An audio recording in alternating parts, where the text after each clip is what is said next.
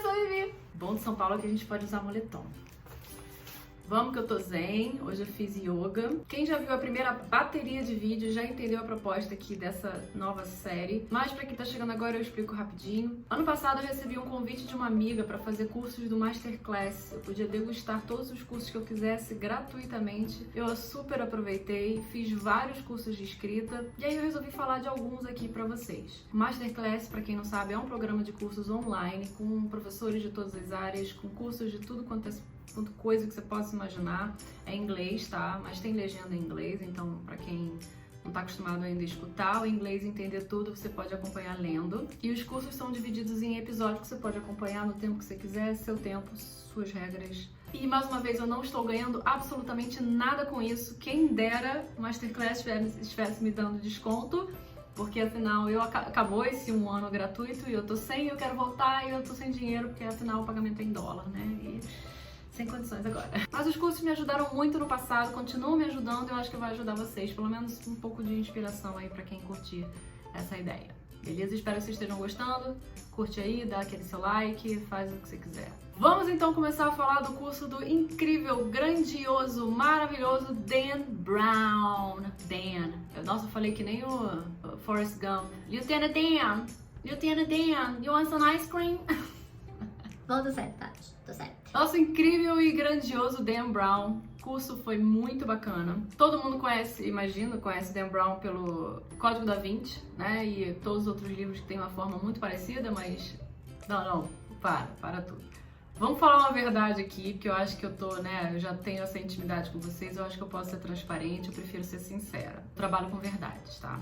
Eu li 3 livros do Dan Brown. De verdade, eu acho os 3 livros do Dan Brown iguais. Eu acho sim que ele leva a jornada do herói muito ao pé da letra. Ele trabalha a prosa sempre com timing de roteiro. E ainda que isso seja bom, comercialmente falando, mas nem sempre, não bate com o meu gosto pessoal. Eu tenho esse direito.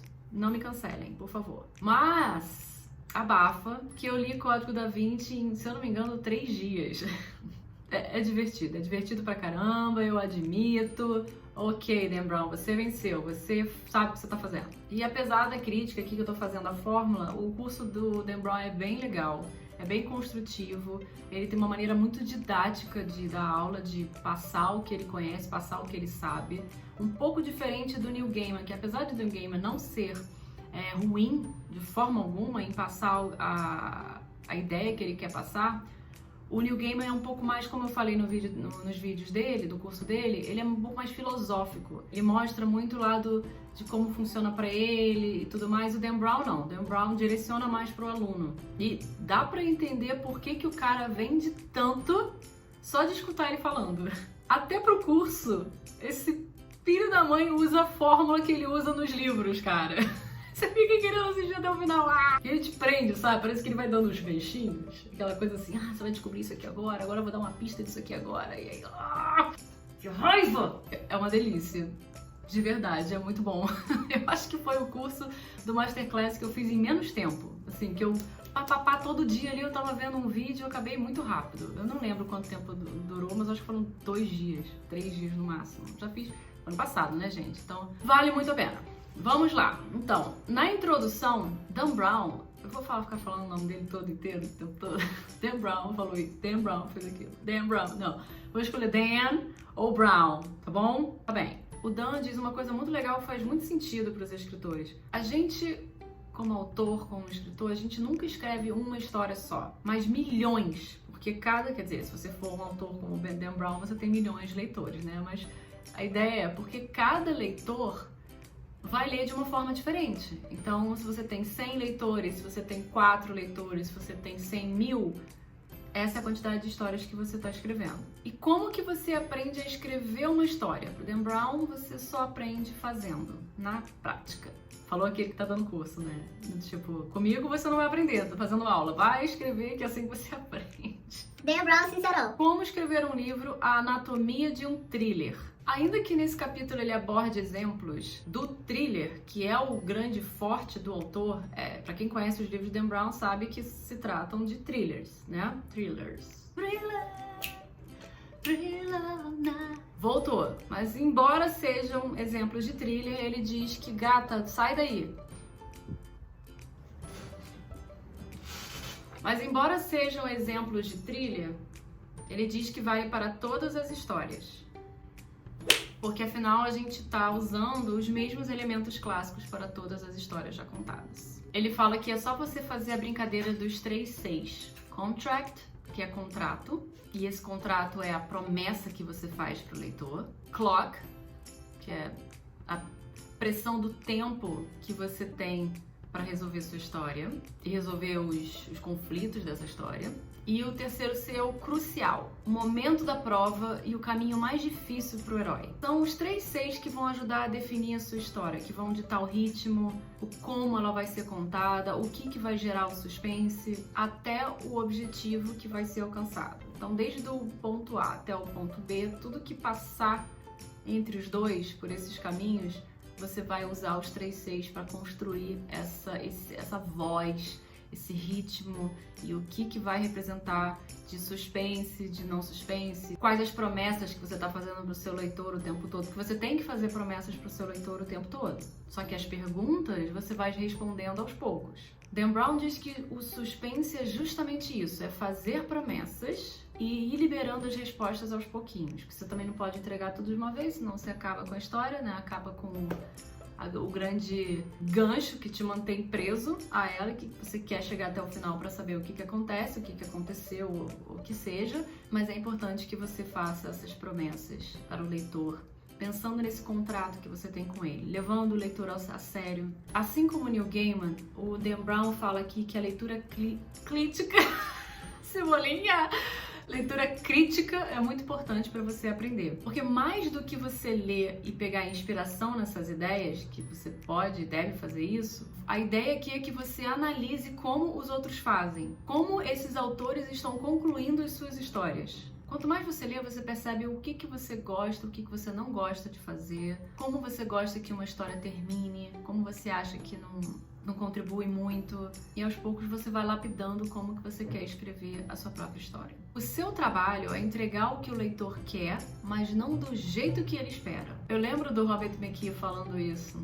O Neil Gaiman também comenta, nossa, esses autores todos falam, viu gente, esses cursos, eles falam sempre a mesma coisa, só que de uma maneira um pouquinho diferente. Quanto mais você fizer esses cursos, melhor para você também memorizar tudo que você precisa memorizar para escrever melhor. 3. Encontre a ideia. A melhor coisa é você escrever o que você gosta e o que você quer ler. Não necessariamente você precisa escrever sobre aquilo que você sabe, mas sobre o que você quer saber. Eu acho interessante que ele quis dizer aqui uma coisa que vai te manter interessado na sua história, né? Porque quanto mais você quiser saber sobre um assunto para poder escrever sobre ele, mais preso você vai ficar àquela ideia. Eu não digo nem preso, mas mais entusiasmado você vai ficar para pesquisar mais, para ter mais material, para continuar escrevendo aquela história. E isso é que vai te manter no ritmo e te guiar até o final para que você consiga concluir o processo completo. E, consequentemente, isso empolga o leitor, porque você está aprendendo, está querendo colocar aquilo no papel,